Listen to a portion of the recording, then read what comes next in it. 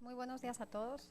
Les agradecemos su presencia, a los que están aquí y a los que están conectados por internet, y les damos la bienvenida a esta primera sesión del Laboratorio de Análisis de Políticas Públicas.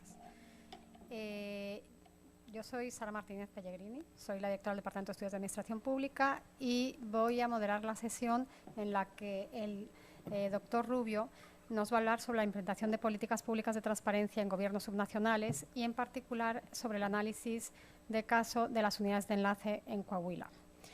Me gustaría iniciar con una breve presentación de los objetivos del laboratorio.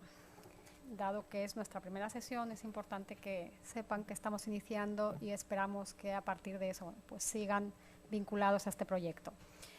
La lógica del laboratorio corresponde al intento de crear un espacio de trabajo activo en diferentes aspectos. Normalmente se trabaja con seminarios y aquí la idea es ir un poco más allá de eso y realmente generar una red que esté trabajando y colaborando en diversos niveles. El primero de ellos efectivamente sería tener este tipo de encuentros donde se presentan trabajos ya en proceso pero ya avanzados, prácticamente cercanos a su conclusión, para poder retroalimentarlos, tener discusiones teóricas, tener discusiones de contenido. Hay una segunda dimensión que estaría muy vinculada a lo que sería la formación de recursos humanos, y ahí iríamos en dos líneas fundamentales, que sería la incorporación de estudiantes a los proyectos, las discusiones, los trabajos que se estén haciendo por parte de los miembros del laboratorio.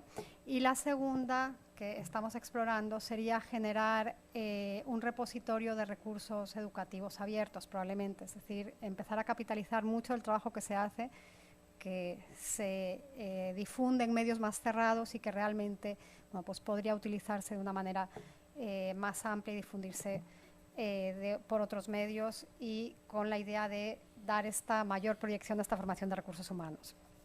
Un tercer punto importante sería ir avanzando hacia la construcción de una agenda temática, fundamentalmente teórica y metodológica, de discusión de lo que serían los temas centrales en un departamento como el nuestro, que tiene como principales líneas de investigación los temas de política y gobierno y los temas de desarrollo y políticas públicas. Es fundamental para nosotros trabajar en este esquema para generar un espacio que realmente sea vivo en términos de tener retroalimentaciones constantes y de poder abrir otras redes. Bueno, como saben, eso es uno de los aspectos que es central, sobre todo cuando uno está trabajando en procesos de investigación, porque bueno, pues es muy fácil empezar a quedar desfasado o muy circunscrito a ciertas visiones, ciertas teorías, y en particular cuando se tratan el tipo de temas que nosotros estamos trabajando, como les decía, con las guías departamentales, sí es importante poder trabajar sobre bases más multidisciplinarias y más abiertas en términos de los enfoques que se están utilizando en el análisis de los diferentes puntos. Los invito a que se enteren un poco más a fondo de todo lo que implica el laboratorio en la página del Departamento de Estudios de Administración Pública. Aún está en construcción, pero vamos a abrir un espacio donde se van a ir subiendo las diferentes actividades que se van a hacer y los proyectos de actividad en los que sería posible incorporarse. Sin más preámbulos, les agradezco de nuevo su presencia y le cedería la palabra al doctor Rubio para iniciar la presentación. Muchas gracias, Sara. Pues como mencionaba Sara, la intención de este laboratorio de análisis de política pública es, entre otros, hacer aportaciones teóricas, metodológicas, empíricas acerca del estudio de las políticas públicas, ¿no? Y en ese sentido, las personas que deseen involucrarse, sean tesistas, becarios, etcétera, que estén construyendo su trabajo de investigación en estas líneas del análisis de la política pública, pues son bienvenidos, como mencionó Sara. En esta ocasión, nosotros, Víctor Peña, que es un investigador del Colegio de Sonora, del Colzón, y un servidor, Jesús Rubio, llevamos a cabo esta investigación sobre la implementación de políticas públicas de transparencia en gobiernos subnacionales, y es lo que quiero presentarles hoy.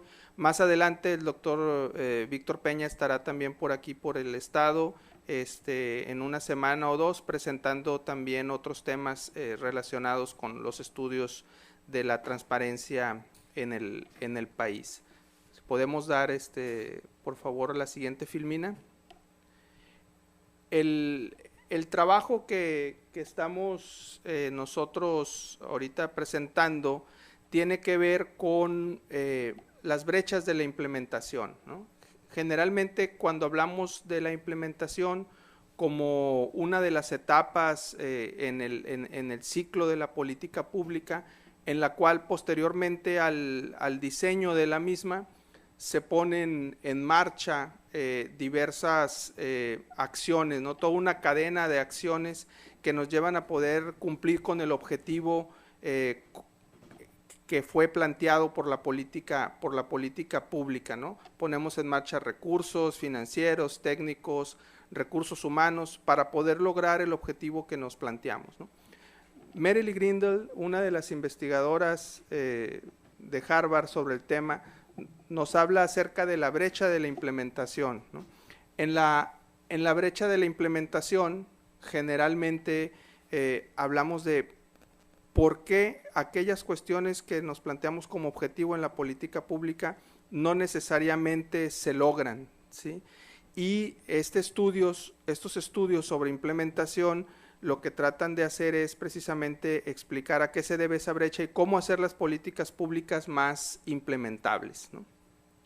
En el marco teórico sobre implementación de políticas públicas hay varias escuelas que vamos a ir viendo aquí brevemente, y muchos de los autores sobre estudios de implementación que comenzaron a finales de los 70s, etcétera, nos hablaban de todas esas restricciones que se presentan a la hora de implementar, ¿no? Una política pública no se implementa en automático, o sea, no por el hecho de estar bien diseñada quiere decir que va a tener una muy buena implementación, no por el hecho de contar con todos los recursos necesarios quiere decir que vaya a poder cumplir con su objetivo, ¿no? Que son cuestiones que nos menciona también Luis F. Aguilar en sus trabajos.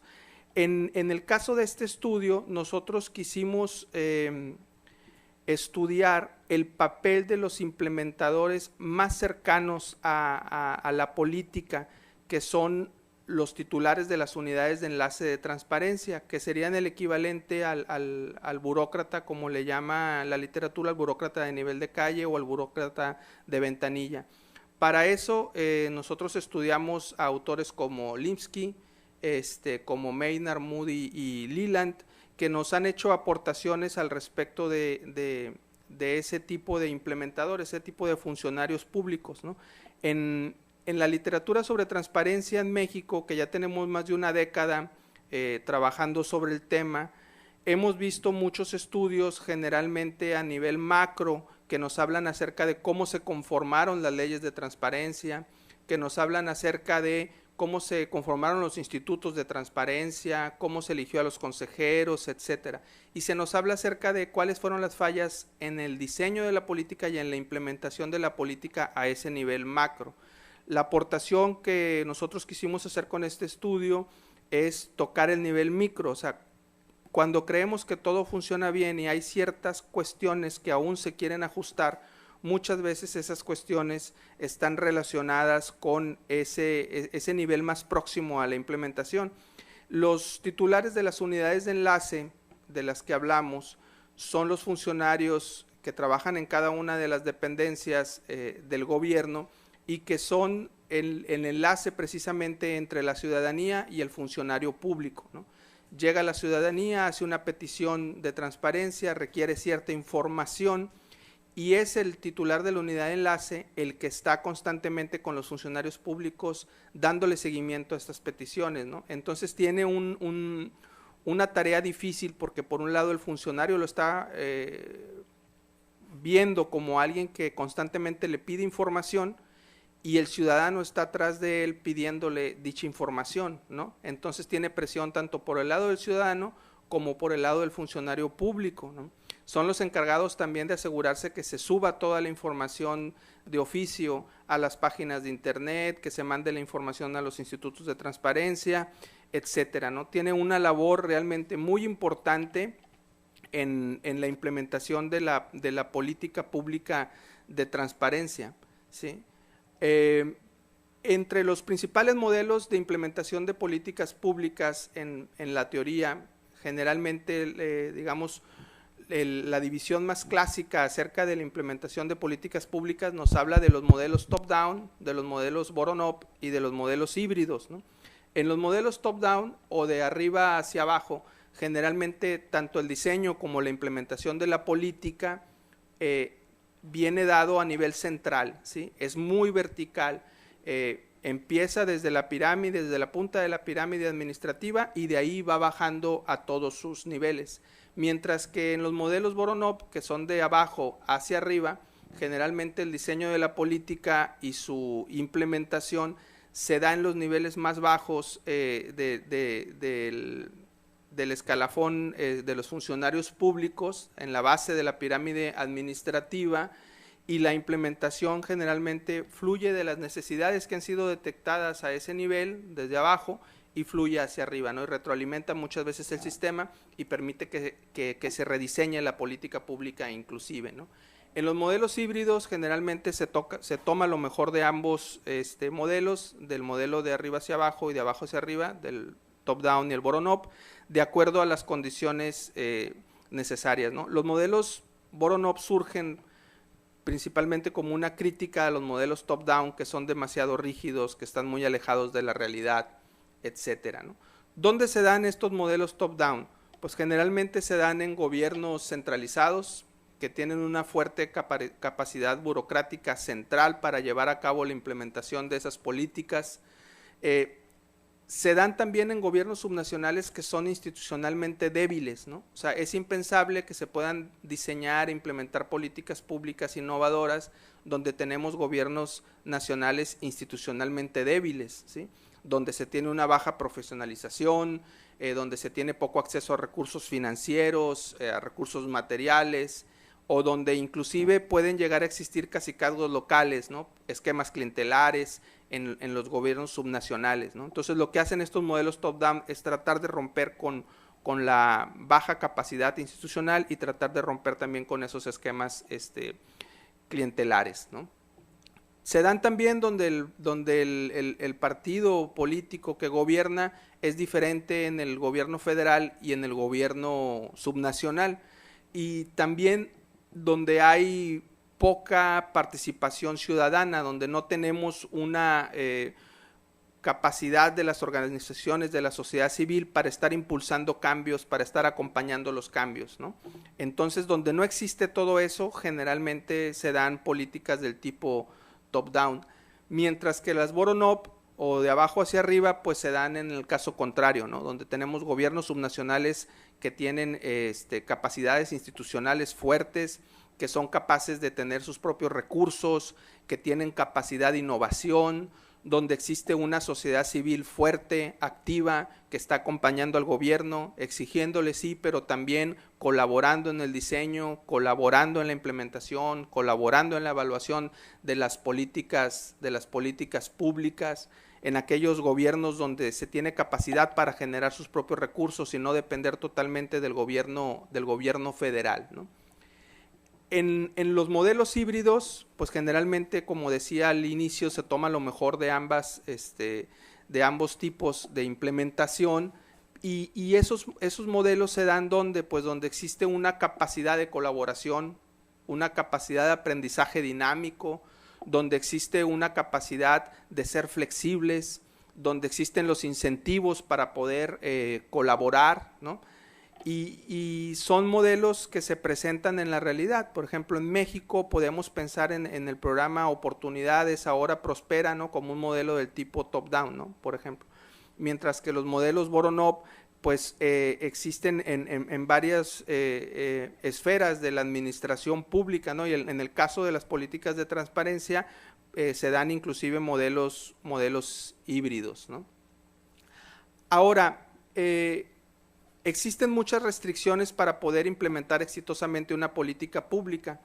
Yo propongo aquí una división en 4 esquemas, ¿no? El primero tiene que ver con la parte del diseño. O sea, aunque estemos hablando de implementación, si tenemos una política que ha sido diseñada de manera incorrecta, pues se va a implementar de manera incorrecta, ¿no? O sea, una política que no tiene una claridad en sus objetivos, que no tiene una validez de la teoría causal en su diseño, donde el cambio que se propone llevar a cabo es muy complejo, donde se requieren demasiadas aprobaciones legales y no se tiene la capacidad para llevarlas a cabo, y donde no se tiene necesariamente un control de la política, ¿no?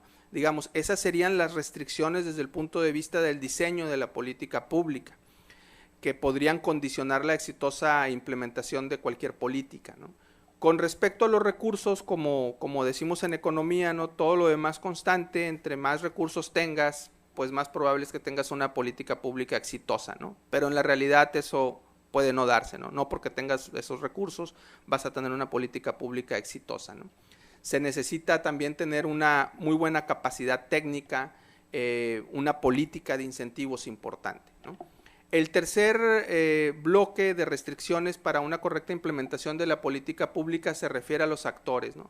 Entre más actores tengas, más difícil es implementar una política, lo cual no quiere decir que debas de tener muchos actores, porque la realidad te lo exige, ¿verdad? La realidad te exige tener participación de todos los actores, diseñar políticas públicas e implementarlas de manera legítima, etcétera. Lo único que quiero decir con esto es que la implementación se vuelve más compleja y requiere mayores habilidades de negociación, de persuasión, etcétera. Porque recordemos que la implementación no depende 100% de un solo funcionario público, sino que la implementación conlleva una serie de acciones encadenadas entre ellas que muchas veces dependen de actores individuales que tienen sus propios incentivos, sus propios objetivos, ¿no? Y que realmente lo que debe de hacer el implementador de política pública es persuadir, convencer, ¿no? O sea, no siempre tiene el mando sobre todos los actores, ¿no? Sobre todo cuando se involucran iniciativa privada, sociedad civil, diferentes órdenes de gobierno, diferentes dependencias, etcétera, ¿no? Es cuando existe una diversidad entre las agendas y metas de cada uno de los actores.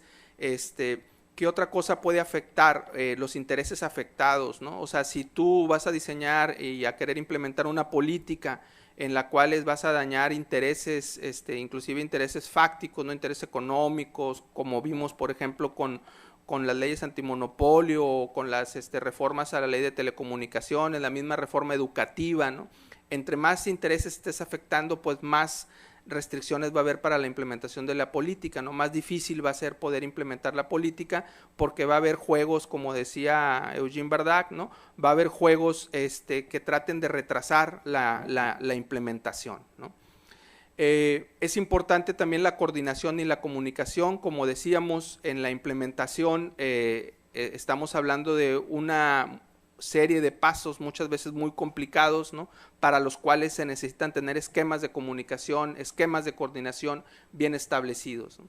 Otra cosa muy importante es la apertura al cambio y la motivación de los funcionarios públicos. O sea, realmente lo vemos muchas veces en la teoría y en la realidad es realmente muy complicado cambiar los esquemas mentales, ¿no? Cuando hablamos de políticas públicas de igualdad de género, cuando hablamos de políticas anticorrupción, en este caso cuando hablamos de transparencia, ¿sí? La apertura al cambio de los funcionarios es muy, muy importante, ¿no? E igual la capacidad de adaptación de las organizaciones públicas, ¿no? La capacidad de adaptación para responder a los nuevos retos, a los nuevos objetivos planteados por la política. Y por último, dentro de los factores que condicionan una correcta implementación de la política están los factores externos, ¿no? O sea, muchas veces hay cuestiones que no preveemos, como pueden ser cambios en el ambiente político, ¿no? Por ejemplo, ahorita las elecciones en Estados Unidos, cómo puedan condicionar negociaciones respecto a la reforma migratoria, ¿no? Con todo esto que se está viviendo actualmente con los republicanos y con Donald Trump. Desastres naturales, cuestiones relativas a la inseguridad, al narcotráfico, etcétera, ¿no? O sea, nunca nos hubiéramos imaginado que sería difícil llevar a cabo, por ejemplo, una encuesta del INEGI, un censo en ciertos estados donde controla esos estados o controla esos territorios el crimen organizado, ¿no? Entonces son cosas que se deben de tomar en cuenta para una correcta implementación de la política y diseñar escenarios, ¿no? Ahí nos aconseja Bardac diseñar escenarios que nos sirvan para poder enfrentar la realidad de una manera exitosa cuando se nos presente. Ahora, dejando a un lado, ya habiendo cubierto el marco teórico de la presente investigación, la metodología con la cual se llevó a cabo fue una metodología primordialmente de estudios de caso, ¿no? como menciona Jean, estudios de caso, donde se hizo una extensa investigación documental, además de la aplicación de cuestionarios a los titulares de las unidades de enlace. En este caso se tomó el ejemplo del gobierno del estado de Coahuila, ¿sí? Y ahí se contactó a los titulares de las unidades de enlace y se les aplicó un cuestionario donde se trataron de cubrir estas restricciones que nos plantean los modelos teóricos, ¿no? O sea, se les hicieron preguntas abiertas para que ellos nos dijeran cuáles eran las principales restricciones que ellos estaban enfrentando para aplicar la política pública de transparencia, para llevar a cabo sus actividades en el día a día, ¿no? Y de esas preguntas abiertas se hizo después un análisis de contenido que nos llevara a tratar de categorizar los resultados de acuerdo a los modelos teóricos descritos anteriormente, ¿no? Estas fueron las dependencias que se incluyeron en el estudio, ¿sí? No las voy a leer todas, pero donde están secretarías como la Secretaría de Salud, del Trabajo, de Seguridad, la Procuraduría General de la República, y donde están también institutos autónomos, ¿no? Como el Instituto Electoral y de Participación Ciudadana, algunas universidades que dependen del gobierno del estado, universidades tecnológicas, algunas comisiones, etcétera, ¿no? Entonces se contactó a los titulares de las unidades de enlace de todas estas dependencias y se les aplicó el instrumento. ¿Cuál es el perfil de las personas entrevistadas? ¿Sí?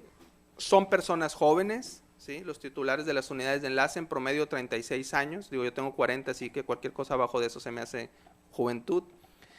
Una experiencia laboral aproximada de 13 años, lo cual no quiere decir que la experiencia sea en el área de transparencia, ¿sí? Pero tiene una experiencia laboral de cerca de 13 años. Algo muy bueno en el caso de Coahuila es que el 50% de las personas tienen licenciatura y el 50% tienen posgrado, ¿no? Estamos hablando de titulares de unidades de enlace con una muy buena preparación, digamos, con una muy buena capacidad técnica, ¿no? Y en cuestiones de igualdad de género, el 60% son hombres y el 40% actualmente son mujeres, ¿no? Entonces más o menos está ahí distribuida la cuestión del sexo. Ahora, ¿qué hallazgos se encontraron al respecto de las restricciones a la implementación de la política de transparencia? ¿Sí?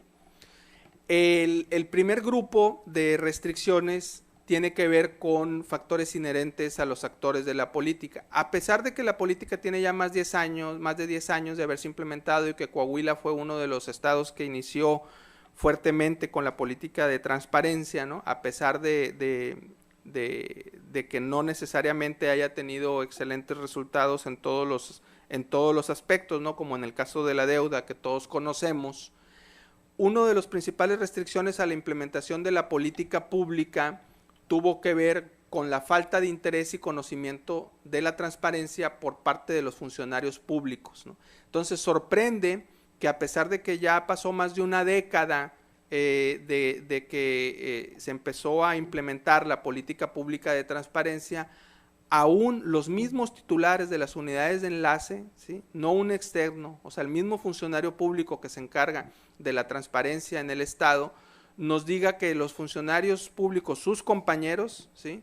Todavía tienen un desinterés y una falta de conocimiento por el tema, ¿no? Es realmente algo preocupante. La segunda parte tiene que ver lo que dijimos con la capacidad de adaptación, con la apertura al cambio, etcétera, ¿no? Son temas delicados los temas de transparencia. Generalmente hay información que quisiera reservarse, pero la ley es muy clara al respecto y entonces se tiene que abrir. Entonces vemos que hay resistencia a entregar información aún por parte de los funcionarios, ¿sí? O sea, dicen, aparte de que algunos tienen desconocimiento del tema de transparencia, hay otros funcionarios que se niegan a darte la información, así tal cual, ¿no? Y esto a nosotros se nos hizo muy relevante porque te lo están diciendo los mismos funcionarios encargados de implementar la política pública de transparencia, ¿no? No te lo están diciendo los ciudadanos, no te lo están diciendo los académicos, te lo están diciendo ellos, ¿no? La otra es la falta de cumplimiento en los tiempos de entrega por parte de los funcionarios, ¿no? O sea, no están pendientes de lo que la ley te dice, en cuánto tiempo tienes que entregar la información, ¿no? Y lo otro es que muchas veces te entregan información incompleta, ¿sí? Imprecisa o en formatos no compatibles por parte de los funcionarios. O sea, es decir, imagínate tú que requieres la nómina, por ejemplo, de una dependencia como el DIF, ¿no? que en el caso, por ejemplo, de estados como Nuevo León, estás hablando como de 2.300, 2.400 empleados, ¿no?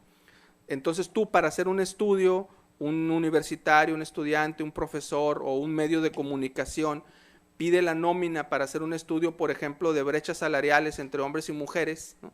Y te dan la nómina en PDF, ¿no? Pues ahora sí que en PDF, ¿para qué la quiero, no? Porque en PDF no puedo hacer, no puedo pasarla a Excel, es difícil, no puedo hacer operaciones. Entonces, los datos que requiere la transparencia, hablando ya en términos de transparencia clara, ¿no? Para tener una transparencia clara se necesitan tener datos abiertos, ¿no? Datos que permitan ayudarte a utilizar la información pública para mejorar la gestión, ¿sí?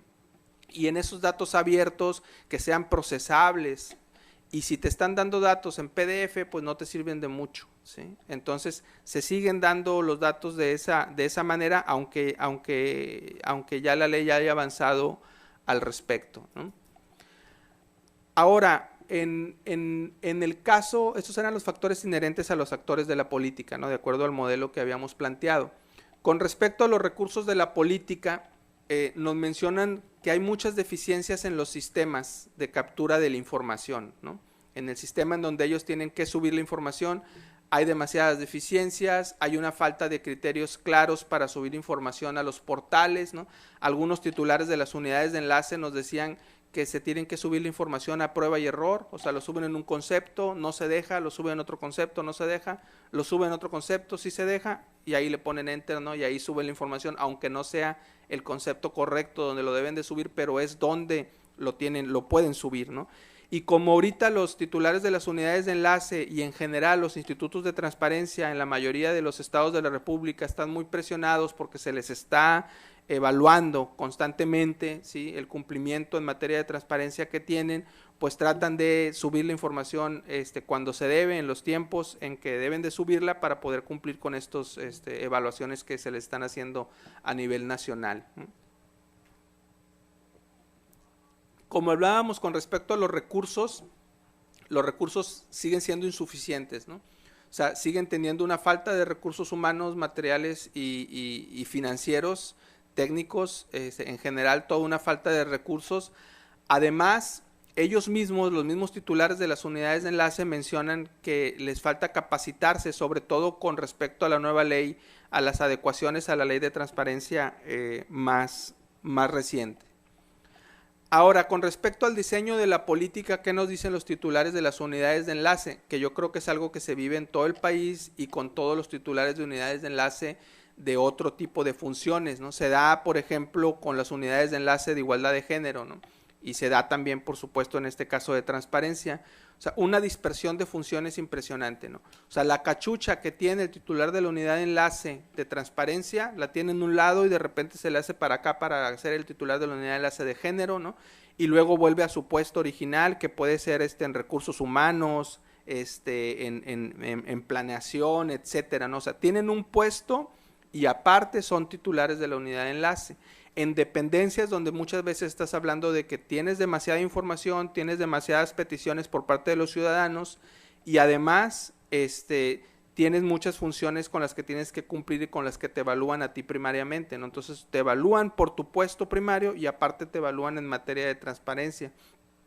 Algunos titulares de las unidades de enlace nos dicen que las labores de transparencia tienen que ver solamente con el 10% de sus funciones, ¿sí? O sea, otro 90% son sus funciones primarias. Entonces, no podemos exigirle al titular de la unidad de enlace que cumpla 100% con todos los objetivos de transparencia si no lo tenemos trabajando de tiempo completo en eso, ¿verdad? Hacen falta más recursos para poder implementar de forma correcta la ley de transparencia. Ahora, esto significa varios millones de pesos, ¿no?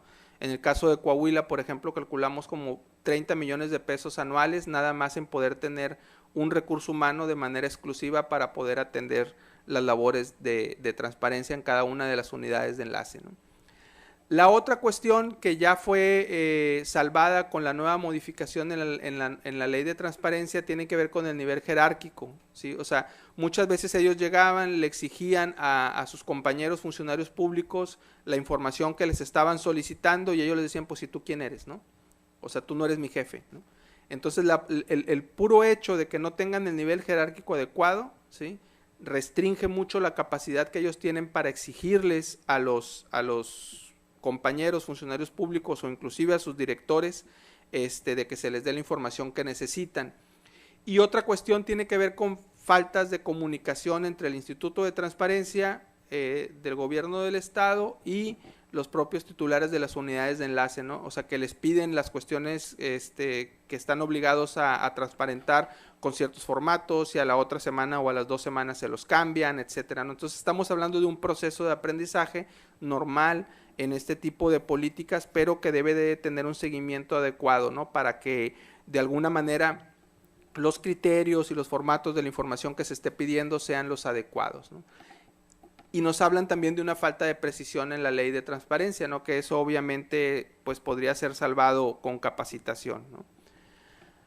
Ahora, para ir concluyendo, ¿no? Como vimos entonces, a partir de los modelos teóricos sobre implementación de políticas públicas y de los criterios que generalmente impactan en la implementación de las mismas, se hizo este trabajo de campo y se calibró, digamos, ese modelo para el tema específico de la transparencia en los gobiernos de los estados por medio del caso en Coahuila, ¿no? ¿Qué aprendizaje tenemos de aquí? Pues obviamente que hace falta seguir capacitando a los funcionarios públicos en materia de transparencia. Hay mucha rotación, ¿no? Entonces, hay gente entrando y saliendo de los gobiernos, sobre todo cuando hay cambio de sexenio, ¿no? Entonces es necesario políticas de capacitación para la gente que entra, ¿no? Profesionalizar de alguna manera a los titulares de las unidades de enlace para que puedan continuar cuando hay un cambio de gobierno, ¿sí? Porque si no cambia todo y necesitas volver a capacitar a todos los funcionarios nuevos que entren. Entonces tiene que haber una especie de servicio profesional en estos temas, lo cual es muy difícil porque, como decíamos, no es nada más su única función, sino que cambian al que se dedica, no sé, a comunicación, a recursos humanos, a lo que sea, y entonces él tiene que hacer ahora las labores de titular de unidad de enlace de transparencia y tienen que volverlo a capacitar en esos aspectos, cuando si hubiera un servicio profesional en ese sentido, pues habría un aprendizaje que no se perdería, ¿no? La jerarquización de las unidades de enlace que ya es contemplada en la nueva ley, ¿no? Ahora, con la nueva ley, los sujetos obligados crecieron, ¿sí? Tenemos sujetos obligados que antes no tenían obligación de cumplir con criterios de transparencia y ahora sí lo tienen. Entonces, es difícil poder tener más sujetos obligados y cumplir con la ley de transparencia con la falta de recursos, con la dispersión de funciones que se tiene actualmente, con la falta de capacitación, etcétera, ¿no? Entonces, para poder cumplir con el reto de más sujetos obligados, pues se necesita contar con mayores recursos, ¿no? Por ejemplo, hay algunos sindicatos que ya son sujetos obligados, ¿no? En el caso de Coahuila, inclusive, no de manera obligatoria, pero también pueden transparentar, por ejemplo, los notarios públicos sus actividades, ¿no? Entonces no es un sujeto obligado en sí, pero pueden transparentar y entonces es más trabajo también para los titulares de las unidades de enlace y en general para los institutos de transparencia. No existe realmente un diagnóstico global de este tipo de cuestiones, más de implementación a nivel micro, ¿no? En los gobiernos de los estados. Entonces, como no existe ese diagnóstico, nada más existe a nivel macro en lo que es la ley y en los consejos de transparencia y en los institutos de transparencia, es difícil contemplar este tipo de cuestiones para poder implementar con éxito la política, ¿no? Entonces, obviamente a futuro pues debe de evitarse la dispersión de funciones en aquellas dependencias públicas que tengan una cantidad de empleados muy grande y que además tengan demasiada información que necesiten estar transparentando, ¿no? Cuando estamos hablando ya de varios cientos de empleados o miles de empleados, ¿no? Vale la pena tener un titular de la unidad de enlace de manera de tiempo completo, dotar de recursos humanos, materiales y financieros, ¿no? Que como dijimos, pues para eso se ocupa presupuesto y en el actual entorno económico y presupuestario que está viviendo el país por la baja en los precios del petróleo no necesariamente se puede cumplir. Mejorar los sistemas de captura de la información y los criterios para poder capturar la información y básicamente eso es lo que quería presentarles hoy y pues tenemos tiempo para preguntas y respuestas si las hubiere. Muchas gracias.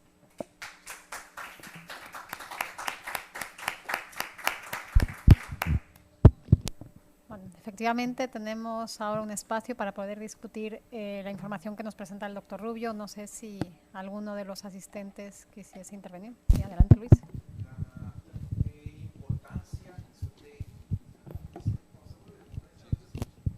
Si me gustas decir tu nombre y de dónde vienes.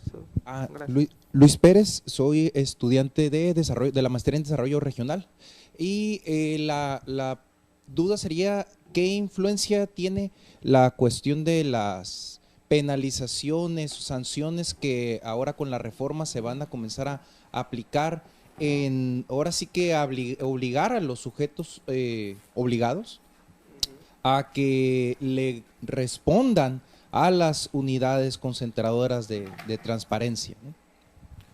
Sí, pues es muy importante, ¿no? Siempre, digamos, esa cuestión gracias, de los incentivos que se tienen para poder responder o no, es importantísimo, ¿no? Sobre todo porque a veces se ponen multas o penas que permiten que le convenga más al gobierno no cumplir con ellas. O sea, dicen, si la pena es muy baja y el daño que puedo tener por liberar la información es muy alto, pues prefiero cumplir con la pena y que se pague además con los recursos públicos, ¿no? Esa multa. Entonces sí es muy importante, pero más que la cuestión económica, sobre todo trabajar en la cuestión que tiene que ver con un sistema que te permita claramente seguir cuáles son las dependencias que menos están cumpliendo con sus obligaciones, inclusive poner las responsabilidades muy claras, ¿no? Porque muchas veces el titular de la unidad de enlace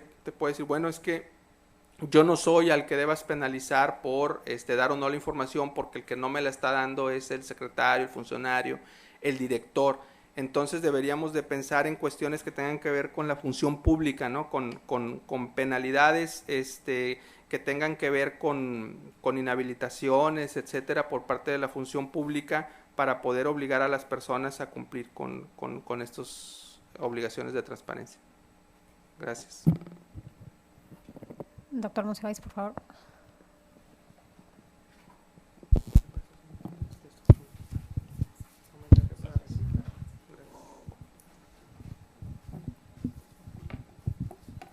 Jesús.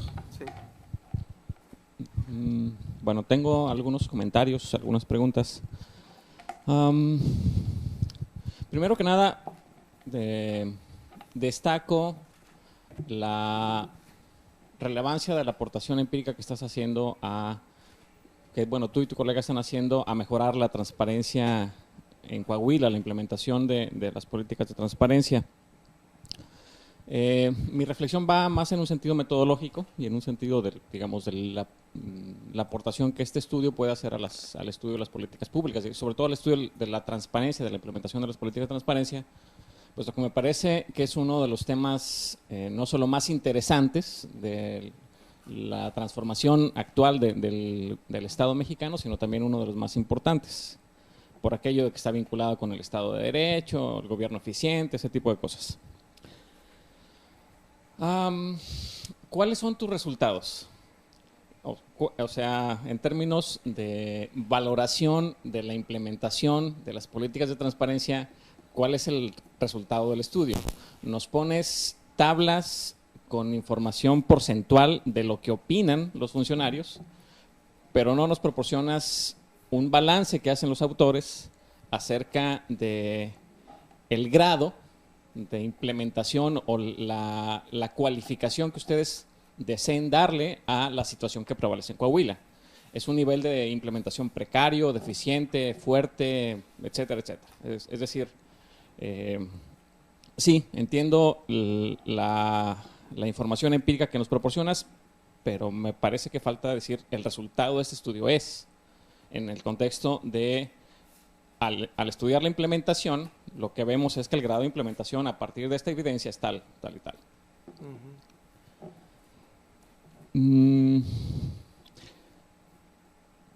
Probablemente eso se deba a, bueno, no sé, mi comentario está en relación con una ambigüedad que yo percibo. No sé si es un estudio aplicado o es un estudio de investigación científica.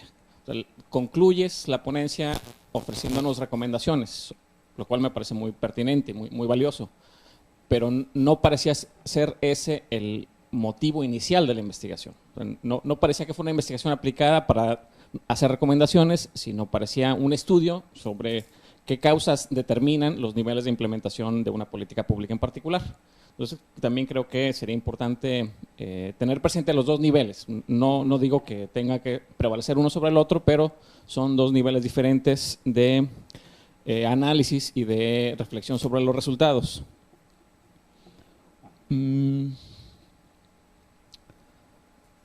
Bueno, continúo. Sí. La literatura sobre la transparencia en México. ¿Qué encontraron ustedes en esa revisión? Creo que gente del CIDE ha hecho aportaciones importantes.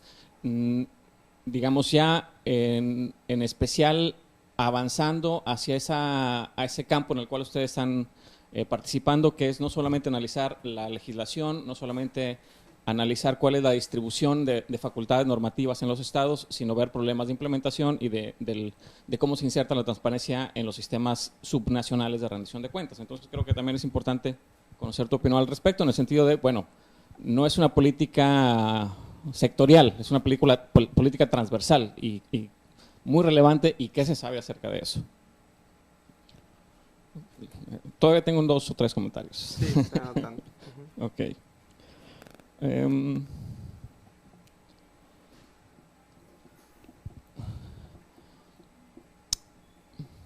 Me quedé con la sensación de que el marco teórico que nos proporcionas es un poco innecesario. Por lo menos toda la parte de los modelos top-down, bottom-up y demás. En parte porque en general quienes estamos familiarizados un poco con la literatura sobre políticas públicas lo conocemos. En parte porque no veo posteriormente que recuperes esas categorías para la reflexión final del análisis. O sea, a fin de cuentas, lo que tú nos muestras, ¿a qué se debe?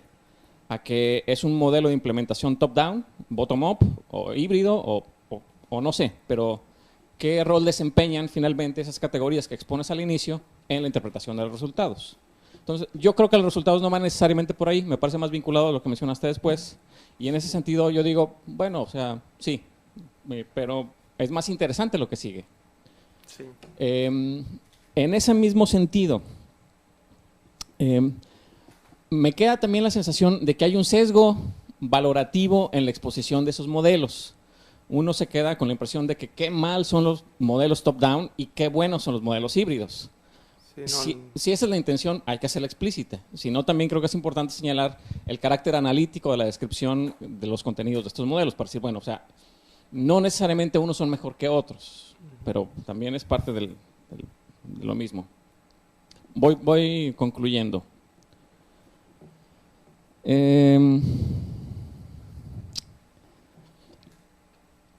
Las hipótesis y las expectativas empíricas de las categorías que desglosas, ¿qué podríamos esperar en el caso de Coahuila? Es decir, dado que hay una serie de condicionantes que entorpecen de alguna manera los procesos de implementación, ¿cuáles de esos procesos esperaríamos que tuvieran mayor presencia en el estado de Coahuila, según, digamos, lo que podríamos anticipar? Y finalmente, ¿qué resultó de eso? ¿Fueron los que se esperaban? ¿No fueron los que se esperaban? ¿Hubo sorpresas? En fin. Esto me lleva al caso. ¿De qué caso es un caso Coahuila? O sea, está al lado de Nuevo León, está muy cerca de la sede de COLEF Monterrey. Es un estado interesante, es un estado con bienestar, desarrollo económico, regionalmente es muy extenso, también variado. Administrativamente, en términos políticos, es un estado complejo. Creo que tiene muchos, es una variante muy peculiar de autoritarismo subnacional. Pero en ese sentido, con relación a otras entidades de la República, ¿cuál es el valor analítico de estudiar ese caso en materia de transparencia con relación a otros? ¿Por qué? ¿Qué sabemos? Creo que es importante, pero el estudio sobre Coahuila, pero no deja de ser también importante justificar su pertinencia metodológica. comparado, ¿por qué no mejor Baja California? Podríamos esperar que hubiera un mayor desarrollo en Baja California, o el propio Nuevo León, que tiene una élite empresarial bastante activa en promover la imparcialidad y la eficiencia en el gobierno. Entonces, ¿de qué caso es este caso? Finalmente, el poder de las inferencias empíricas.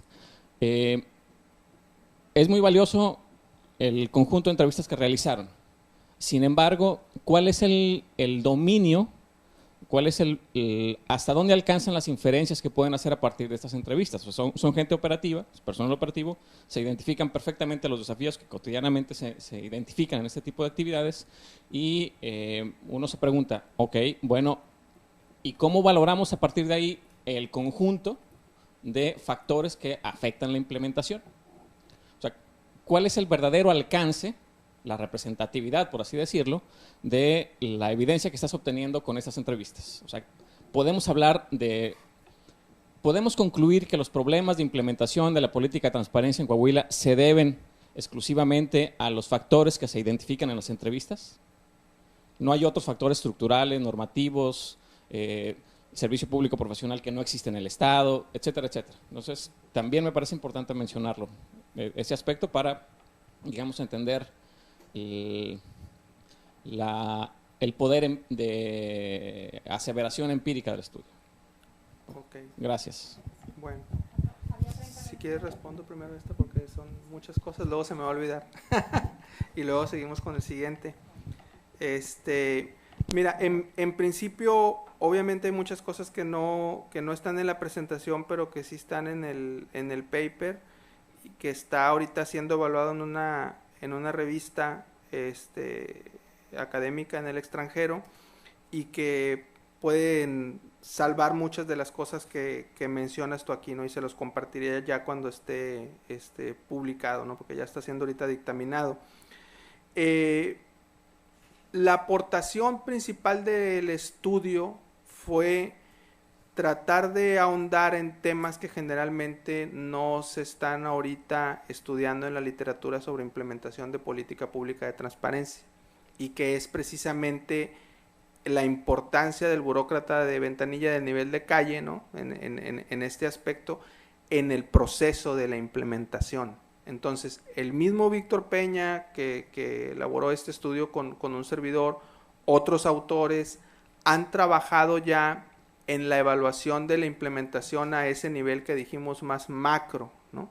Y nosotros estamos trabajando en el último nivel, digamos, el último apretón de la tuerca, ¿no? Decir, a ver, se ve que todo va bien, ¿no? O sea, la cuestión normativa, las leyes, el establecimiento de los institutos de transparencia, cómo funcionan los consejos, las cuestiones de las penalidades que puede haber por no cumplir con la transparencia. O sea, todo eso ya está estudiado, pero esta parte es la que no estaba estudiada. En ese aspecto, lo que nosotros queremos saber con este tipo de estudios es por qué, ¿no? No es tanto si se alcanza o no el nivel de transparencia, sino por qué. Hacer, digamos, una especie de estudio que pueda dar puerta a otros estudios más adelante que sí puedan hacer correlaciones empíricas, ¿no? Por ejemplo, hablábamos del CIDE, ¿no? Y la métrica de la transparencia. Entonces, yo podría imaginarme que alguien después pueda estar interesado en decir, a ver, de acuerdo a la métrica de transparencia del CIDE, ¿no? Y a los que cumplen o no con ciertos criterios de transparencia como variable independiente, ¿no? Siendo la métrica de la transparencia el impacto ya de la política pública, es decir, si se logró o no la transparencia y qué nivel, entonces sí vamos a ver por qué sí o por qué no.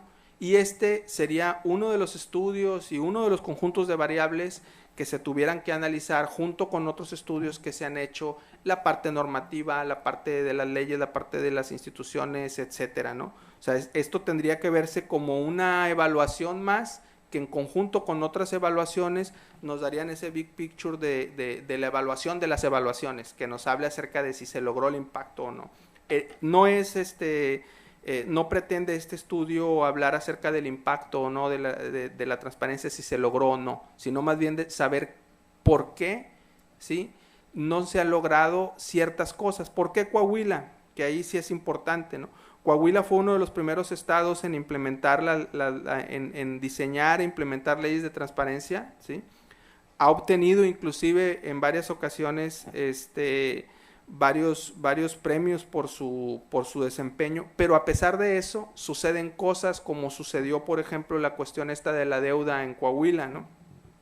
Entonces, hay otros estudios que no es motivo de este estudio. El mismo Víctor Peña tiene un estudio sobre eso, de qué pasó en Coahuila, ¿no? O sea, qué pasó en Coahuila que a pesar de tener todo este andamaje institucional, le pasó lo de la deuda, ¿no? Entonces, eso es motivo de otros estudios. Nosotros aquí nada más queríamos ver desde el punto de vista de los implementadores, qué es lo que está sucediendo, qué necesidades se tiene que no está viendo ni siquiera el Instituto de Transparencia. Este estudio, de hecho, se lo presentamos al director del ICAI, del Instituto de Transparencia en Coahuila, ¿no? Y le hizo mucho sentido, muchas cosas, ¿no? Le hicieron mucho sentido y dijo, bueno, o sea, sí, vamos a trabajar en esto, vamos a trabajar en esto otro. Inclusive salieron ideas, por ejemplo, de comités ciudadanos que estén viendo esta microimplementación para hacer más implementable la ley, ciertas necesidades, etcétera, ¿no? Con respecto a los modelos top-down, bottom-up, etcétera, no, o sea, sí, de hecho, o sea, sirven de acuerdo a cada propósito, ¿no? Como decíamos, o sea, oportunidades, prospera, la mayoría de los programas del gobierno federal pues son top-down y así están siendo y no hay realmente una crítica a eso. La crítica más bien muchas veces es a las experiencias que se han tenido, ¿no? Si son demasiado rígidos, si aportan o no, por ejemplo, qué significa que por no cumplir con una parte de las reglas de operación le quites los apoyos, por ejemplo, de oportunidades o de prospera a la gente que habita en la Sierra Tarahumara, ¿no? Porque no fue a hacerse un chequeo como lo prevé las reglas de operación, pero para hacerse el chequeo él hubiera tenido que caminar 2 días, ¿no? Pero como la política está diseñada de forma top-down y no de acuerdo a las necesidades de cada uno de los pueblos en México, ¿no? Resulta que le quitaron en el sexenio de Felipe Calderón el apoyo a cientos de habitantes de la comunidad indígena de la Tarahumara, ¿no? Simplemente porque no se habían hecho un chequeo, ¿no?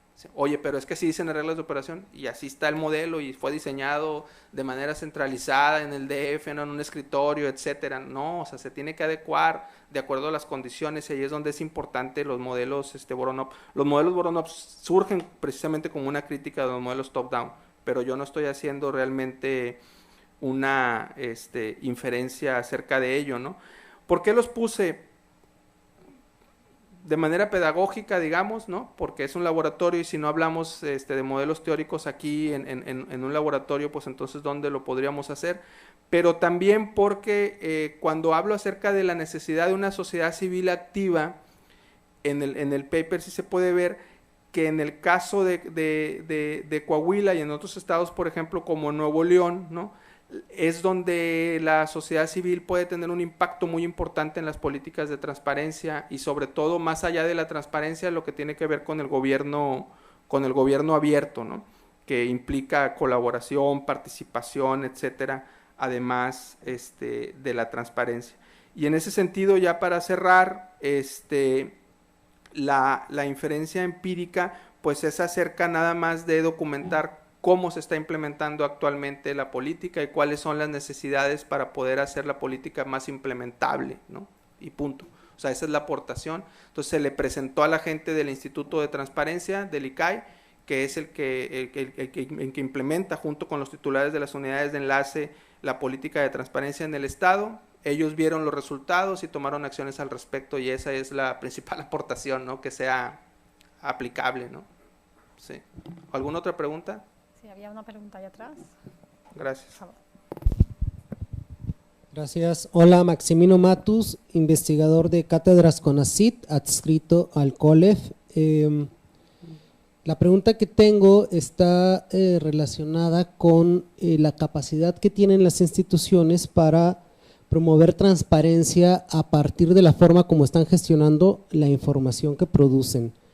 Esta pregunta que tengo está relacionada con una evaluación que hice al programa de fomento productivo y acuícola de CONAPESCA el año anterior y parte de lo que encontramos es que declaraban la mayor parte de la información que se requería como inexistente. De 600 peticiones que se habían realizado en los últimos años, solo 5 habían sido respondidas de manera favorable. Y al platicar con los funcionarios nos comentaron que, bueno, que efectivamente pues, que era inexistente o que la habían buscado y que había sido difícil encontrarla o que no habían tenido la capacidad de pasarla a un formato que fuera accesible, y es por eso que declaraban la información inexistente, ¿no? Y en ese sentido también he conocido otros casos en donde la dependencia decide declarar la información como inexistente porque parece ser que es la vía más fácil para hartar al ciudadano y que éste desista de la petición de información. Ahora, en la nueva ley que se contemplan a los nuevos sujetos obligados, donde entran ya también los municipios, ¿no? Si sabemos que en dependencias de nivel federal, estatal, no tienen este tipo de tecnología necesaria para gestionar de mejor forma la información y proveer los datos de una manera que sean accesibles, interoperables, etcétera, pues qué va a pasar a nivel municipal, ¿no? Donde obviamente la información se gestiona en libretas al día y bueno, no va a poder llegar al ciudadano, ¿no?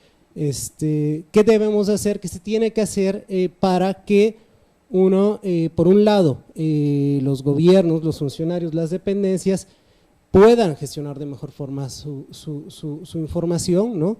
Y dos, ¿qué podemos hacer para que los ciudadanos no desistan después de que la dependencia dice que es inexistente y bueno, se queda opaca la información y la posible corrupción que podía haber o no, pues nunca sale a la luz, ¿no? ¿Y qué pasa en Coahuila, no? Quisiera saber si hay este tipo de problemas. Sí, ahí yo creo que, digamos, desde el punto de vista normativo, pues lo más importante es el siguiente paso, o sea, que es cuando tú te inconformas, pues presentar un recurso de revisión, ¿no? Pero lo segundo, que es cómo no desistir, ¿no? O sea, cómo no desistir de eso. Ahí por eso mencionaba que en la política pública y en las restricciones que se pueden presentar a la implementación, y en el caso de las políticas, por ejemplo, las bottom-up, ¿no? Se requiere una sociedad civil activa, que esté haciendo ver que realmente la información que se necesita para motivos de obtener una transparencia clara, de tomar decisiones, etcétera, no está siendo presentada. En el caso, por ejemplo, te voy a hablar sobre los dos casos. O sea, en Nuevo León existe ahorita una sociedad civil que se llama Alcalde Cómo Vamos, ¿no? Que dicho sea de paso, los municipios ya estaban obligados a ser transparentes arriba de cierto número de habitantes y en ciertas cuestiones. O sea, los municipios ya estaban. Alcalde Cómo Vamos, por ejemplo, lo que hace es, junto a los candidatos alcaldes en la elección pasada, estábamos en medio de un gran problema de inseguridad, ¿no? Y les dijo, bueno, mira, requerimos para evaluarte este grupo de información, ¿no? Sobre seguridad, sobre vialidad, sobre ecología, así. Fue un grupo de miembros de la sociedad civil que aglutinó a su vez a varios organizaciones de la sociedad civil y con el apoyo obviamente de grupos empresariales, de medios de comunicación, etcétera, les empezó a exigir a los alcaldes, ¿no? Y los sentaban, ¿no? Les decía, aquí están los candidatos y los comprometió, firmaron un documento ante la prensa donde se comprometían a transparentar ciertos indicadores.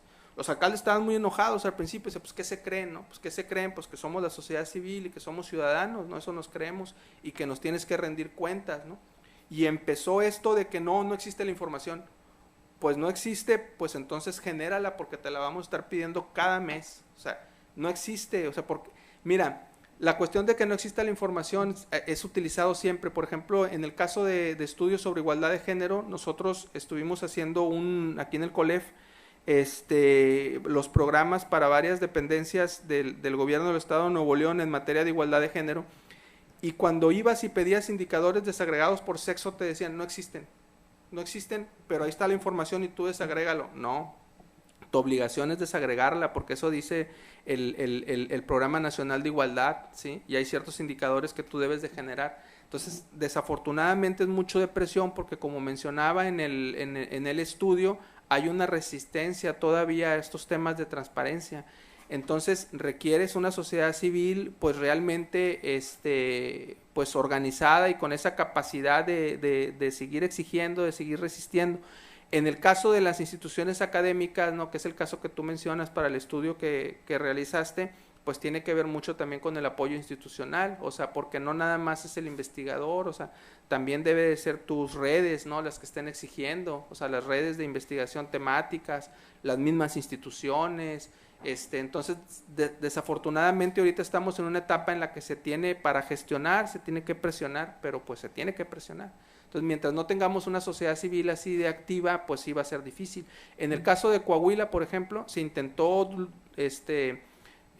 hacer el mismo ejemplo de alcalde como vamos, ¿no? Fueron con los alcaldes y les dijeron, necesitamos esto, y ellos dijeron, no, pues no podemos, es demasiada información, ¿no? Pero te vamos a dar lo que podamos, y hasta ahí llegaron, porque están ahorita en un proceso de exigencia, digamos, pero muy poco proactivo, digamos, ¿no?, como sí se hizo en Nuevo León. Entonces ahí requiere de que tengas una sociedad civil activa, ¿no?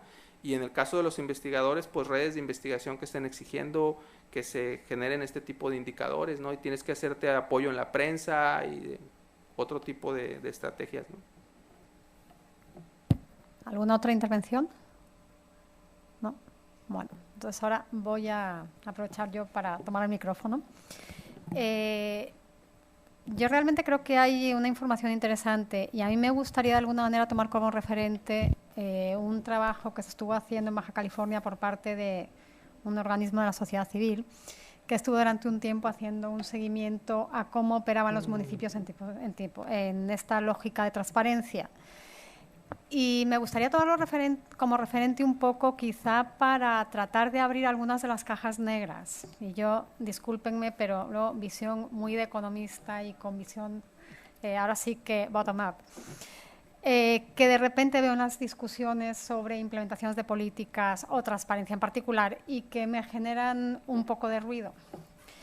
La primera es quizá, como veo en otras cuestiones de política pública y que me preocupan mucho, sobre todo porque de repente uno siente que no consigue respuestas por esa línea, y eso es pregunta, Jesús, ¿qué tanto un enfoque más de procesos dentro de la administración pública podría ayudar a destrabar parte de estas cuestiones que estamos viendo reiteradamente? Porque efectivamente el estudio de casos es muy valioso porque nos corrobora cosas, pero prácticamente nos está corroborando lo que nosotros supondríamos que está pasando. Entonces, de alguna manera, efectivamente tiene un valor descriptivo que es fundamental porque, bueno, pues vemos que en la realidad se están cumpliendo hipótesis, por hablar en términos metodológicos, que teníamos, pero a mí me gustaría ver un poco más cómo trabajaríamos desde esa perspectiva de procesos en el siguiente sentido. Como bien comentaron, y aquí yo creo que voy a ir retomando parte de lo que dijeron todos los que me antecedieron, me parece que hay dos características fundamentales de la discusión de transparencia que son, por un lado, es una cuestión transversal y por otro lado, yo creo que todos tenemos una intuición de por qué debe haber transparencia, pero a veces tampoco veo muy claramente definidos los objetivos de transparencia en el siguiente sentido. Y un poco retomando parte de los marcos analíticos que tú nos proponías. Bueno, pues queremos controlar la corrupción, queremos que todo sea más eficiente, pero siguen siendo objetivos muy vagos de alguna manera, muy genéricos. Es como cuando decimos queremos mejorar la calidad de vida. Bueno, sí, de acuerdo. Pero realmente, ¿cómo eso es vinculable de manera más concreta al sistema en el que estamos trabajando? Porque hablamos de transparencia y nos vamos sobre las unidades de transparencia sobre el gobierno. Y yo, francamente, aquí a lo mejor peco de ingenua de alguna manera, pero creo que muchas veces no tienen la información porque los propios funcionarios no le ven el sentido a la información. Entonces, tú llegas preguntándole cierto tipo de información, ellos nunca le vieron la utilidad en su desempeño diario a esa información, entonces ni siquiera en algún momento pensaron que la necesitan, pensaron que eso es útil, ni ven para qué realmente se puede utilizar esa. Creo que mucha de la falta de, digamos, de educación, de capacitación o de profesionalización, como decía Alejandro, está mucho más en ese sentido. Y a mí de repente me sorprende porque sí hay casos donde efectivamente hay información que puede tener un uso político, en particular en ciertos momentos que todos sabemos cuáles son y demás, y que se cuida. pero hay otra información que realmente, incluso pudiendo facilitarles la vida a ellos, en ningún momento pensaron que era una información que hay que recabar, saben cómo recabar, saben de dónde sacarla incluso. Entonces, a mí, de alguna manera, me parece que eso es una discusión muy relevante en términos de desmitificar esa cuestión de que todo es una cuestión de corrupción. A mí me preocupa un poco más la cuestión de eficiencia en dos sentidos. Uno, ¿qué tan eficiente o qué tanto recurso vamos a dedicar a transparencia que se esté detrayendo después de otras actividades? Y muy en la línea de lo que tú decías, ¿no? Tenemos recursos que son concomitantes en muchos de los casos. O sea, si yo tengo que dedicar recursos a política social, los tarahumaras, y tengo que dedicarlo a montar una unidad de transparencia que tenga la última versión de X programas y capacitar a no sé cuánta gente, francamente yo en el lugar de ellos no sé qué haría. O sea, si me pongo en sus zapatos. Entonces, primera cosa, y eso tiene mucho que ver con esa lógica de los famosos indicadores SMART, que qué tanto son eficientes y a la vez son manejables en términos de costos y de la operatividad que tienen dentro del sistema, porque, y aquí me voy a ver muy top-down, pero ni modo, yo entiendo la necesidad de que la ciudadanía esté informada, pero si el costo de que la ciudadanía esté informada es que yo dejo de hacer programas sociales, no, creo que estamos en un conflicto serio en términos de, bueno, cuál es el objetivo de esa política de transparencia. Y, ojo, me estoy poniendo un poco en el papel del abogado del diablo, pero creo que sí hay casos donde de repente ocurren esas cosas, porque efectivamente hay muchas instancias donde tú llegas y lo que tiene la persona es un bloc de notas y con mucho gusto te lo pasa, además, y te deja sacar fotocopias y lo que tú quieras. Pero obviamente es alguien que no tiene una sistematización y que si tú le vas a pedir la información y le dices mándemelo en un PDF o en un Excel y demás, bueno, pues te va a decir que no la tiene porque ni siquiera entiende qué le estás pidiendo. Eso me parece más relevante, sobre todo si nos queremos mover a un nivel de implementación muy concreta. Un poco como decías tú del funcionario de a pie, porque creo que eso pasa más incluso en un funcionario más cercano a la implementación directa que a lo mejor en un funcionario de nivel intermedio, a nivel más alto, que bueno, ya está en otras lógicas. ¿Por qué plantear esto? Y un poco en la misma secuencia que tú decías, bueno, ¿cómo mejoramos la implementación? Si no vamos al proceso, me da la sensación de que queremos aplicar mucho políticas remediales muchas veces, más que una política en que realmente estemos manejando la lógica de transparencia, que según yo además, y esto es una discusión que en algún momento tuvimos en alguna sesión con los estudiantes, acá con Luis, que sabe mucho de transparencia, a mí me cuesta mucho hablar de transparencia si no tienes la rendición de cuentas muy asociada, por ejemplo, porque información por información tampoco creo que tenga mucho sentido. Y creo que llegamos a eso en un momento dado. Es que usted tiene que tener todas las informaciones en Excel porque en cualquier momento alguien puede querer sacar un estudio de lo que sea. Entonces, ojo, porque me da la sensación a veces de que nos vamos un poco… Sé que estoy sacando las cosas al extremo, pero de repente yo en las discusiones sobre transparencia sí llego a ver esos posicionamientos un poquito ya fuera del contexto del sistema y qué significa la transparencia efectivamente en la mejora del sistema administrativo, de implementación de políticas del que estamos hablando. Entonces, esa contextualización me parece que sería un elemento importante a lo mejor en términos de esta discusión, es decir, sí tenemos que mejorar las cosas, pero con qué contamos y en términos de esa doble lógica de control, eficiencia de la política, que creo que enriquece mucho la discusión, porque bueno, pues en muchos de los casos ni siquiera son agentes externos que tienen la información y no la consiguen, son otras dependencias de la propia administración en un momento dado. Y eso cuando uno trabaja en un municipio, en un gobierno del Estado, de repente te dicen, bueno, es que yo por más que les pido la información al área X, no puedo conseguirla o me la da en tal formato que yo no puedo trabajar con ella, entonces yo tengo que volver a hacerla. Entonces tienes dos dependencias que están relacionadas y cada quien está trabajando esa información de diferentes maneras y de diferentes fuentes. Además, incluso en algunos casos, que ya lo de las diferentes fuentes a uno le parecería el colmo, pero así es. Y ya para cerrar, de alguna manera, con esto, eso me llevaría un poco a plantear, ligado con parte de lo que estaban comentando Max y Alejandro, cómo estaríamos trabajando de una manera más horizontal esta lógica de transparencia. Porque, bueno, pues ya me voy a ir a términos muy grandes después de haber dicho que tenemos que concretar, pero de alguna manera es una especie de indicador de calidades institucionales o yo no sé si llamarlo de otra manera, de calidad de operación o algo por el estilo, que de alguna forma tendría que ser parte de la cultura de la política pública. E insisto otra vez en esta lógica de que yo muchas veces me sorprende cómo la información no es percibida como un instrumento útil per se, o sea, ni siquiera ya en una lógica de transparencia, sino tú le preguntas a un funcionario qué información requiere usted para hacer esto y a veces te sorprendes. Como decías tú, nosotros asumimos que para la toma de decisiones la información es considerada como algo particularmente relevante. Bueno, es información muy particular o muy específica la que consideran, pero no la información que nosotros estaríamos pensando en términos de un proceso de planeación más articulado, además. Entonces, un poco cómo juega eso en los resultados que ustedes están teniendo en términos de poder trabajar hacia esa lógica de la transparencia como un instrumento, incluso no un objetivo de implementación per se, sino como un objetivo intermedio para lograr otros objetivos en términos del funcionamiento del sistema.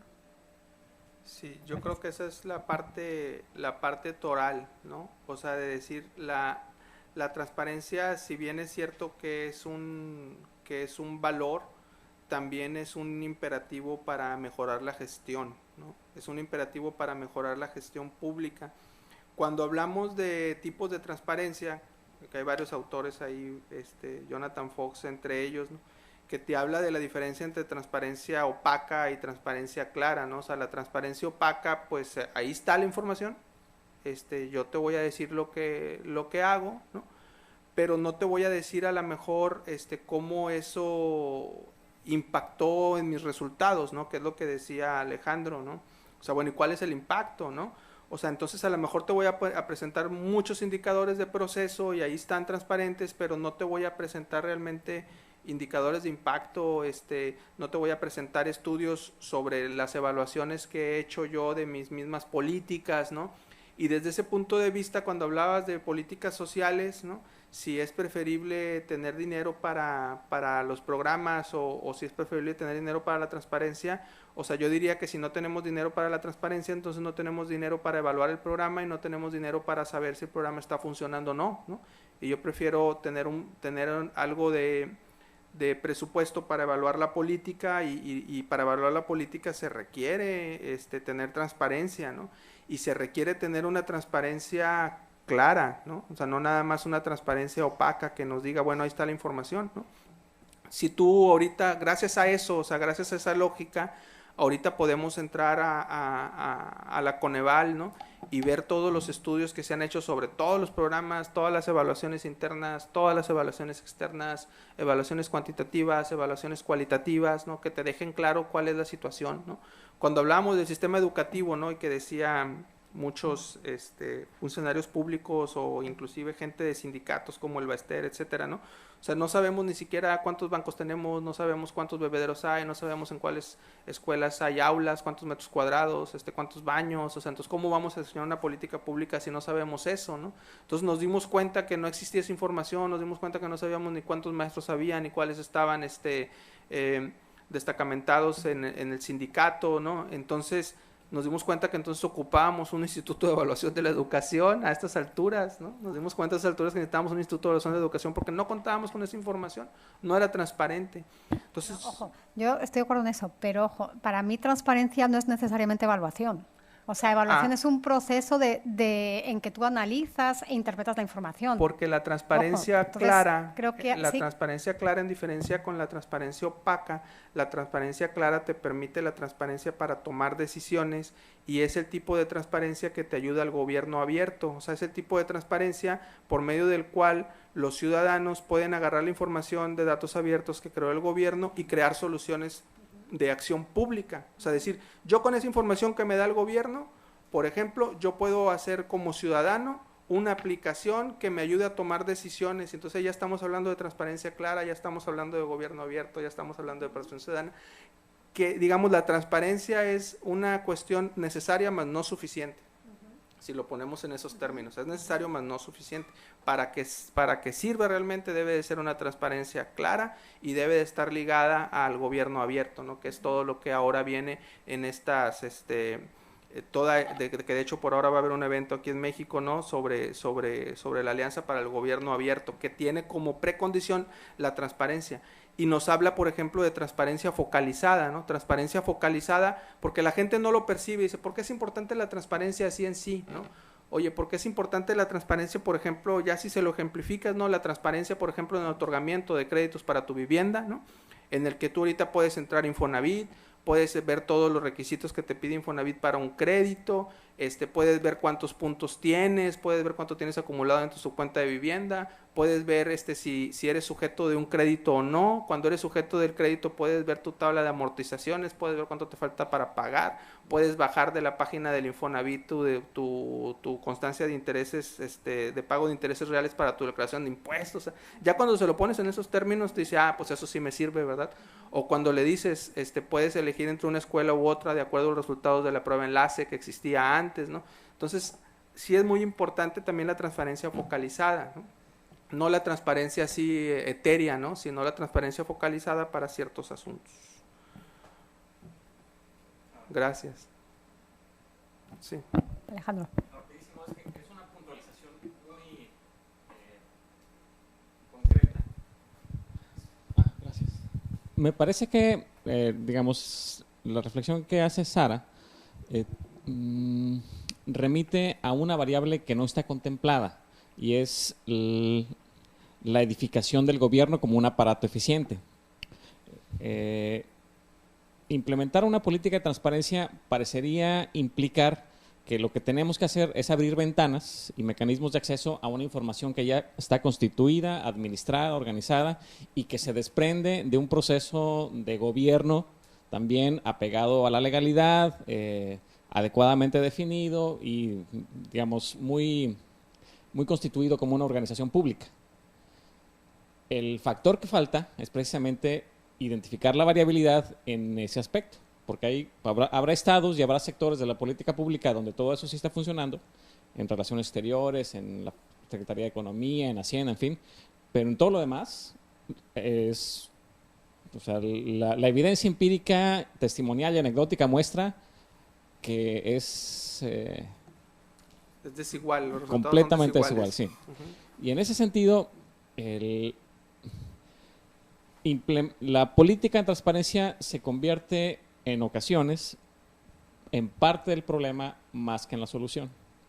Porque en parte del problema en el sentido de que está añadiendo cargas administrativas a los funcionarios públicos en un contexto en el cual no hay las condiciones son precarias para responder en términos de lo que establece la normatividad. Mi reflexión es simplemente que para entender también estos procesos de apertura de gobierno, de abrir a la información, no solo a los ciudadanos, que los ciudadanos pues decimos qué bueno que hay transparencia, sino también a los tomadores de decisiones, a los propios empresarios, inversionistas, partidos políticos. Es decir, la información gubernamental le sirve a muchos agentes que tienen propósitos e intereses muy específicos, no simplemente ver si el municipio está garantizando la seguridad, que es muy legítimo, pero no es el único fin. Y en ese sentido, la política de transparencia también es parte de un fenómeno de construcción de capacidades estatales y no una solución, y no digamos algo que complemente eso, sino forma parte de un mismo clúster de atributos que hay que construir antes de poder decir que, antes de suponer que hacer información pública de acceso general implica que se soluciona todo lo demás. Así. Sí, Gracias. no. Dijimos que era algo necesario, más no suficiente, ¿no? Yo con lo que sí pediría tener cuidado es con la cuestión de que te están añadiendo cargas administrativas, no, o sea, te están exigiendo algo que por ley debes de cumplir, porque ese mismo argumento era utilizado, por ejemplo, cuando se hicieron las políticas de igualdad de género, ¿sí? Te decían, ahora tengo que tomar en cuenta la igualdad de género. O sea, y ahora tengo que contratar mujeres y ahora tengo que hacer puestos donde pueda haber mujeres y no, y me estás dificultando las cosas, tienen que ganar igual y tengo que ver si ganan igual o no, no, o sea, es algo que se tiene, es algo que se tiene que hacer. Ojo, yo un poco abonando y siguiendo la misma línea del comentario de Alejandro, que es un poco yo creo la discusión que acabamos los dos, de alguna manera eso es un aspecto que no es inherente al proceso de administración. En principio, una, digamos, definición del libro del proceso de políticas públicas, si vamos a ver a Bardas o a quien tú quieras, tendría que considerar esa estructuración de información como pasos necesarios para las diferentes etapas, porque si vamos al librito, primero hacemos un diagnóstico, evaluamos las opciones, aplicamos y evaluamos, ¿no? La política. Entonces, nosotros pensaríamos, llega un funcionario público y bueno, pues así tiene que pensar. Entonces, ¿cómo si piensa así no tiene la información necesaria para tomar las decisiones? Para evaluar. Bueno, pues para llegar al final, o sea, para irnos cumpliendo y decir, bueno, ¿cuál es el diagnóstico que usted hizo? Y en función de eso, ¿qué opciones son las que consideró en función de la evaluación de esas opciones, cómo decidió y luego cómo implementó esa decisión? Entonces, creo que ese es el supuesto que es débil, porque tú llegas a muchas de las instancias y no tienes ese proceso más, no tienes áreas de planeación. Sí, entonces, ojo, ahí sí se vuelve algo que, siendo inherente en principio a un proceso bien hecho en términos de la eficiencia de la política pública, como no se está haciendo, se vuelve, en lugar de algo que entra desde el inicio en los propios procesos a partir de una capacitación o generación de capacidades, una carga extra, porque lo están viendo al final del túnel. O sea, en lugar de ser algo que acompaña en el proceso, a eso me refiero yo con los procesos, es algo que, híjole, ya hice todo y ahora tengo que ver cómo respondo a lo de transparencia que quién sabe que me están pidiendo. sí, por eso estamos hablando de transparencia transversal, como tú mencionabas. Por ejemplo, antes, ¿no? O sea, no nada más tiene que ver con la información, sino también con el proceso de toma de decisiones. O sea, por ejemplo, antes no sabíamos cómo se asignaban, por ejemplo, los contratos, ¿no? Por ejemplo, y ahora hay un proceso claro, ahora lo vemos con la ronda 1, por ejemplo, en materia en materia energética, ¿no? De hecho, por ejemplo, una de las exigencias de la Alianza por el Gobierno Abierto es, por ejemplo, la transparencia que tiene que ver con industrias extractivas, ¿no? Porque no sabíamos nada, por ejemplo, de las concesiones mineras, de cuánto obtenían, etcétera. Había cosas, por ejemplo, hace como 2 años, México de repente, para quedar bien con el FMI, se le ocurrió comprar $5,000 millones en oro, ¿se acuerdan? Lo compró Agustín Carstens antes de ser gobernador del Banco de México, cuando era secretario de Hacienda. Y le preguntaron, oye, ¿dónde está el oro? No, decía, no, es que no te lo tengo que responder. Oye, ¿cómo no, que no me lo tienes que responder? O sea, son $5,000 millones de las reservas, ¿no? Que tenemos como $180,000 millones. Esos $5,000 millones, dinos dónde está el oro. O sea, porque no, es que es información privilegiada. No, es que es información de los mexicanos. Imagínate, tuvieron que obligar a Agustín Carstens a que dijera dónde estaban los $5,000 millones en oro que había comprado México, ¿no? Y ya cuando finalmente dice, estaba en tal parte, o sea, ¿y en cuánto se compró? No, pues a tanto. Bueno, pues ya perdiste tantos millones, ¿no? Pero bueno, ya lo compré, ¿no? ¿Y está en oro papel o está en oro físico? No te lo tengo que responder. Sí, me lo tienes que responder, o sea, y resulta que estaba en oro papel, o sea, no es oro que esté ahí en lingotes, es un oro que nos dicen que ahí está y debemos de confiar, ¿no? Inclusive la auditoría le dijo, ve y que te digan cuáles son los lingotes que son de México, ¿no? Dijo, no, pues eso es como que de nacos, ¿no? O sea, yo no puedo ir allá y decirles que me enseñen ahí cuáles lingotes son míos, pues yo los compro ahí en un contrato y me los van a dar o los puedo vender y comprar cuando yo quiera, ¿no? Pero yo no puedo ir a verificar, o sea, imagínate, $5,000 millones. Perdón, había por allá una pregunta atrás. Una darle pequeña precisión, sí. Oportunidad a la compañera. Mi punto es metodológico. Además del contenido sustantivo de lo que estamos debatiendo, mi punto es una variable de control que hay que añadir en temas del estudio de implementación de política de transparencia, la variación en las capacidades de gobierno. Sí, por eso, por ejemplo, los municipios, se establece que ciertos municipios abajo de cierta cantidad de población no tienen todas esas obligaciones, nada más los que tengan cierto nivel de población, y se ha ido trabajando en incrementar los sujetos obligados poco a poco. Adelante, perdón, atrás, la compañera de negro. Buenos días, gracias. Elba Estudillo, consejera del Instituto de Transparencia. La verdad es que estoy recibiendo mucha información valiosa.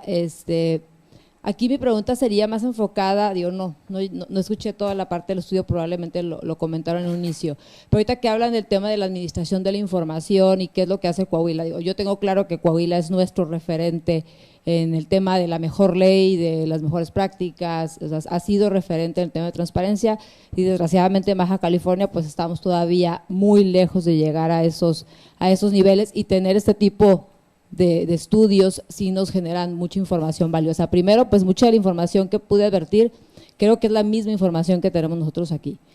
Los funcionarios no están capacitados, los institutos no tienen la suficiente capacidad para atender y me sorprende sobre todo porque en el caso de Coahuila deben tener 4 o 5 veces más presupuesto per cápita para transparencia que lo que tiene Baja California. Entonces ahí no sé si efectivamente es un tema si existe evidencia de que hay un tema una relación directa entre la asignación de presupuesto y el tema de la eficiencia de los órganos garantes o del tema de la capacidad de los sujetos obligados en el tema, porque entre más el órgano garante se involucre y capacite al sujeto obligado, pues en teoría debería existir muchísima más acceso a la información, hablando específicamente del tema de acceso a la información. El otro tema es el tema de archivos. El tema de archivos creo que está relacionado con lo que está comentando aquí de una manera recurrente, ¿no? Pues tienes o no tienes la información. Creo que la debilidad más fuerte que tenemos en México es el tema de archivos. Ni siquiera hay una ley federal de archivos y mucho menos tenemos una ley local. Nosotros creo que en Baja California deberíamos enfocarnos en cómo vamos a trabajar para de una manera inmediata tener después de una ley armonizada, pues una ley de archivos, que finalmente ese es el origen de todas las faltas de integración de información. ¿Qué hay en el tema de archivos en Coahuila? O sea, ¿qué tanta ventaja nos llevan o cómo están ellos cubriendo esa parte? Ya que a nivel nacional todavía no está. O sea, tenemos 3 leyes que cubrir en esta materia, ¿no? El tema de acceso a la información, que es la ley de transparencia y acceso a la información, la ley de protección de datos personales, que creo que también estamos, pero muy, muy retrasados a nivel nacional, y la ley de archivos, que finalmente son 3 situaciones que van de la mano, pero finalmente requieren su propia legislación y su propia aplicación, pero curiosamente hay estados que sin a lo mejor tenerlas todavía, pues han logrado ir avanzando de todas maneras mucho más a prisa que Baja California en el tema. Entonces ahí sería, eso básicamente mi aportación, decirles pues sí es el tema de archivos creo que es importante. El reto a vencer va a ser cómo nosotros hacemos que los servidores públicos, que los funcionarios públicos entiendan que la información es pública, para empezar. Ese es el principal reto. Y creo que no lo tienen claro ni en Coahuila, ni en Chilpancingo, ni en Tijuana, ni en Baja California. O sea, no lo tienen claro. La información, para ellos, el que les llegue una solicitud de acceso a la información, lejos de tener la idea de que están cumpliendo o que están dando, o sea, que están ejerciendo el ciudadano un derecho humano, un derecho constitucional, finalmente lo sienten como un ataque, se sienten vulnerados porque finalmente el tema de transparencia está íntimamente ligado con el tema de corrupción. Yo te pregunto porque asumo que eres corrupto y que estás robando. Y realmente no es así, estás ejerciendo un derecho. Incluso me supongo que aquí pues ejerce mucho ese derecho para efectos de estudios y de análisis y de cosas que generan mucha información en beneficio. Sin embargo, los sujetos obligados siempre sienten esa resistencia. El tema de la inexistencia de la información, ese va a ser el otro reto, porque finalmente si está vinculado con la ley de los archivos, también está vinculado con el costo. ¿Qué me conviene más? Pagar el costo que eventualmente pueda tener de no otorgar la información, porque finalmente yo puedo hacerme acreedor a una sanción o mejor pago la sanción que me la van a pagar ahí atrás los que me protegen o mis padrinos o mi partido, como le queramos llamar aquí, pero finalmente me conviene más declararla inexistente y que me sancionen. Ahorita ni siquiera podemos sancionarlos y la ley actual está tan mal que el solo hecho de que declaren inexistente la información a nosotros ya no nos permite avanzar, hasta ahí nos quedamos porque no podemos, o sea, ¿cómo puedes obligar a alguien a lo imposible, ¿no? Entonces creo que el tema de sancionar, y aquí la preocupación sería que tenemos que encontrar la forma de cómo sancionar hacia atrás, es decir, el que creó, generó, administró la información probablemente primero no es el de la unidad de concentradora de transparencia, para empezar, es el titular del sujeto obligado de la dependencia que debe administrar esa información, pero ¿qué va a pasar con el tema de hacia dónde vamos a llegar atrás para generar responsabilidades? Porque pudiera ser que la administración pasada simple y sencillamente pues, no archivó información que es información pública y es importante. Se debería considerar la posibilidad de que el procedimiento administrativo no fuera únicamente para la gestión o actual, sino que se viera a nivel personal quién era el titular en su momento y que existiera alguna sanción, pues no sé, inhabilitación o alguna cosa así, de tal forma de que sea mucho más complicado declarar inexistente la información porque nos conviene más hacerlo que entregarla. Gracias. Bueno, pues primero agradecerte el estar aquí, ¿no? Precisamente este tipo de estudios, pues lo que pretenden es poder comunicar a otros institutos de transparencia qué está sucediendo en en el país, en otros estados, ¿no? También me tocó dialogar sobre esto, por ejemplo, en Quintana Roo igual, o sea, me decían, sí, o sea, los resultados se parecen mucho a lo que tenemos aquí, creían que allá estábamos mejor, etcétera, etcétera. Y también yo creo que es importante para aquellos, pues otros países donde apenas van las leyes de transparencia, ¿no? O sea, que ellos aprendan de la experiencia en países donde ya se implementó la transparencia, o sea, que sepan que puede haber retos muy importantes como los que tú mencionas, ¿no? En el caso de la ley de archivos, ¿no? Que básicamente ahí pues lo que se ha tenido que hacer es trabajar mucho con lo que se tiene, ¿verdad? Me tocó de hecho tener a la titular de archivos de ahí del gobierno del estado y pues sí trabajan pues a como pueden, ¿verdad? O sea, trabajan a como pueden, pero están muy conscientes de la necesidad de cumplir con esto y de generar la información, que es lo que le decía al compañero, ¿no? Que cuando se declara inexistente la información, pues es inexistente hasta ahorita, pero a futuro sabes que te la voy a estar pidiendo, ¿no? Como en el caso de la experiencia de ser alcalde, ¿cómo vamos? O sea, sabes que te la voy a estar pidiendo y entonces hay que generar los indicadores, o sea, como sucedió con los indicadores por género, que no existían los indicadores por sexo, en el caso de la igualdad de género, ¿no? Y con el tema de armonización, pues yo creo que es algo que se tiene que trabajar pues lo más pronto posible, ¿no? Con armonizar la ley a nivel, con la ley federal, en las 3 leyes y la capacitación que se tenga sobre el conocimiento de esas leyes con todos los titulares de las unidades de enlace, ¿no? Y que sepan también que muchas veces el titular de la unidad de enlace pues se ve sujeto a todas estas restricciones y a todas estas presiones y ver de qué manera se les puede apoyar, ¿no? Porque aunque exista realmente el presupuesto, muchas veces el presupuesto es para el Instituto de Transparencia, pero no necesariamente para los titulares de las unidades de enlace que tienen que estar haciendo otro tipo de labores además de las suyas. Entonces, pues muchas gracias, Eli, por tus por tus comentarios y por estar aquí. No sé si hay algún otro comentario, ¿no? Bueno, pues entonces con esto les agradecemos su presencia, daríamos por concluida la sesión y bueno, pues esperamos ver pronto el artículo ya publicado para seguir discutiendo eso. Gracias. Muchas gracias.